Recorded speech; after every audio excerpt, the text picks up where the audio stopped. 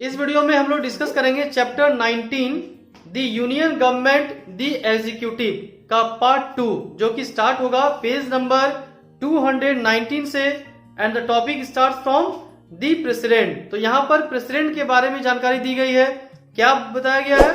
First of all कि president बनने के लिए किन किन चीजों की आवश्यकता होती है, क्या क्या रिक्वायरमेंट्स है। तो फर्स्ट रिक्वायरमेंट यहाँ जो दी गई है वो एज के बारे में दी गई है, सॉरी सिटीजन के बारे में दी गई है कि व्यक्ति को जो प्रेसिडेंट का चुनाव लड़ना चाहता है उसे भारत का नागरिक होना चाहिए।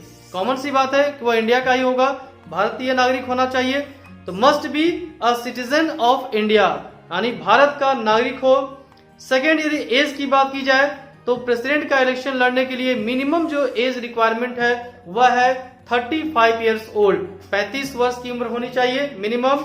And third condition is that not hold any office of the profit under the government at any level, यानी कि वह उस व्यक्ति को कोई भी सरकारी अधिकारी या फिर कहीं भी गवर्नमेंट जॉब न करता हो, यानी गवर्नमेंट जॉब नहीं करना होगा। सरकारी नौकरी करने का जो पोस्ट होता है, गवर्नमेंट जॉब का जो पोस्ट होता है, वह पोस्ट पर वो प्रेजेंट में ना हो। यदि वो करता हो और प्रेसिडेंट का इलेक्शन लड़ना भी चाहता है तो उसे वह नौकरी जॉब छोड़नी होगी। तो ये हो गया। Next one is given here about the tenure, यानी कार्यकाल। एक प्रेसिडेंट का कार्यकाल कितना होता है, कितने वर्षों तक वह काम कर सकता है, अपने पोस्ट पर बने रहता है। तो यहाँ पर क्या दी गई है? 5 ईयर्स। तो एक प्रेसिडेंट 5 ईयर्स तक अपने पोस्ट पर बना रहता है, उसका कार्यकाल उतना होता है, लेकिन दोबारा इलेक्शन में पार्टिसिपेट कर सकते हैं, री इलेक्टेड हो सकते हैं। ऐसा भारत में पहली बार हुआ था डॉक्टर राजेंद्र प्रसाद के टाइम में। डॉक्टर राजेंद्र प्रसाद ऐसे प्रेसिडेंट थे जिनका दोबारा चुनाव हुआ, री इलेक्टेड हुए, और वे 1950 से 1962 तक अपने पद पर बने रहे थे। नाउ सी द नेक्स्ट, यहां पर हम लोग स्टार्ट करेंगे election of the president topic से। तो यहां पर क्या कही गई? इलेक्शन ऑफ द प्रेसिडेंट, यानी कि प्रेसिडेंट का चुनाव कैसे होता है। तो यहां पर बता दूं कि प्रेसिडेंट का चुनाव इनडायरेक्टली मीडियम से होता है, इनडायरेक्ट वे से होता है। तो यहां पर इनडायरेक्ट कहने का मतलब यह हुआ कि डायरेक्टली जनता उसको नहीं चुनती है। प्रेसिडेंट के चुनाव में जो पब्लिक है, पब्लिक पार्टिसिपेट नहीं करती है, जैसा कि सांसद के चुनाव में, यानी कि मेंबर ऑफ पार्लियामेंट के चुनाव में करती है, जैसा कि मेंबर ऑफ लेजिस्लेटिव असेंबली यानी कि विधायक के चुनाव में करती है। तो ऐसा प्रोसेस प्रेसिडेंट के चुनाव में नहीं होता है, बल्कि क्या होता है? इनडायरेक्टली, यानी कि हम लोग जिसे चुनते हैं तो वह व्यक्ति प्रेसिडेंट को चुनता है। जैसे हम लोग विधायक को चुनते हैं, सांसद को चुनते हैं, तो अब विधायक और सांसद जो है वे प्रेसिडेंट को चुनेंगे। अब इसका प्रोसेस कौन है या कौन कौन से विधायक चुनेंगे? तो जो इलेक्टेड है, जिसको जनता चुनती है, नॉमिनेटेड विधायक या नॉमिनेटेड सांसद प्रेसिडेंट के चुनाव में पार्टिसिपेट नहीं करती है। तो कौन करेगी? लोकसभा के मेंबर जो सांसद है, राज्यसभा के जो सांसद है, और पूरे कंट्री के स्टेट असेंबली यानी कि जो विधानसभा के सदस्य हैं, विधायक हैं, ये सभी लोग मिलकर एक प्रेसिडेंट का चुनाव करते हैं। ये प्रोसेस है। लेकिन फिर से मैं बता दूं कि जो नॉमिनेटेड है वे चुनाव में पार्टिसिपेट नहीं करेंगे। अब नेक्स्ट में यहां पर कही गई है कि कौन से सिस्टम से प्रेसिडेंट का चुनाव होता है। सिस्टम क्या है? तो इसका सिस्टम क्या है? Single transferable vote system of proportional representation.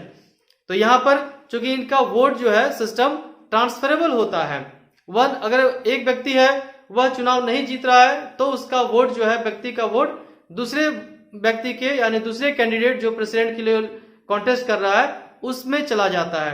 क्योंकि डिटेल में हम लोग नेक्स्ट टॉपिक में पढ़ेंगे इलेक्शन ऑफ प्रेसिडेंट में। यहां बस ये समझना है कि सिंगल ट्रांसफरेबल वोट सिस्टम से होता है, जहां पर वोट ट्रांसफर हो जाता है।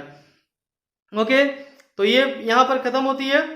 नेक्स्ट में सीधा नेक्स्ट यहां पर डू यू नो देखो, डू यू नो में कुछ इंफॉर्मेशन दी गई है जो बहुत ही इंपॉर्टेंट होती है। डू यू नो से हमेशा एग्जाम में आपको पूछा ही जाता है, 2-3 क्वेश्चन आपको एग्जाम में आते ही आते हैं। तो इसलिए डू यू नो को बिल्कुल ही भी नहीं छोड़ना है।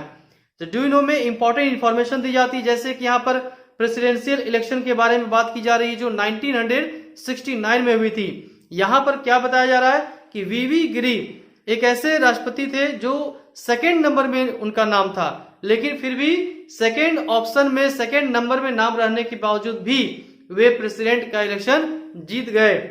तो ये इंफॉर्मेशन यहाँ पर दी गई है जिसको आपको याद रखना है, रिवाइज करना है। एंड नाउ नेक्स्ट वन कहे गए हैं इम्पीचमेंट के बारे में। इम्पीचमेंट क्या होता है? तो माय डियर, तो the process to remove the president is called impeachment, यानी कि प्रेसिडेंट को हटाने के लिए, उसके पोस्ट से हटाने के लिए, मान लो किसी तरह का कोई प्रॉब्लम है, प्रेसिडेंट करप्शन में इंगेज हो गया या कोई अन्य कारण है, बहुत सारे कारण हो सकते हैं जिसके कारण यह नौबत आ पड़ी कि प्रेसिडेंट को उसके पोस्ट से हटाना है।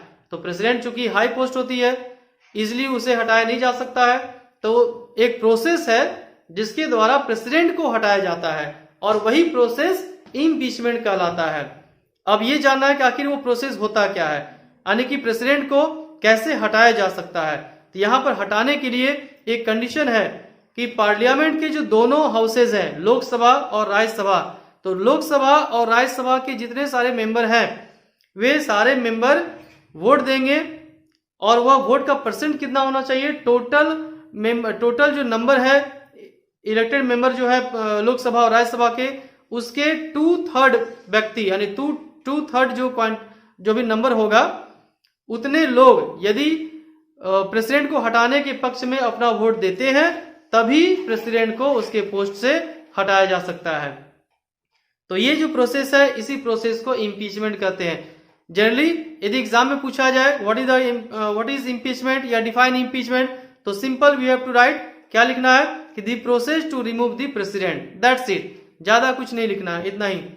Now next one is that succession to presidency. तो यहां पर सक्सेशन टू प्रेसिडेंसी में यह कहा गया है कि यदि प्रेसिडेंट का पोस्ट खाली हो जाए किसी भी कारण से, हो सकता है रिजाइन हो जाए रेजिग्नेशन के कारण या डेथ के कारण या इम्पीचमेंट के कारण उसे हटा दिया जाए, तो उस कंडीशन में प्रेसिडेंट के पोस्ट को कौन संभालेगा?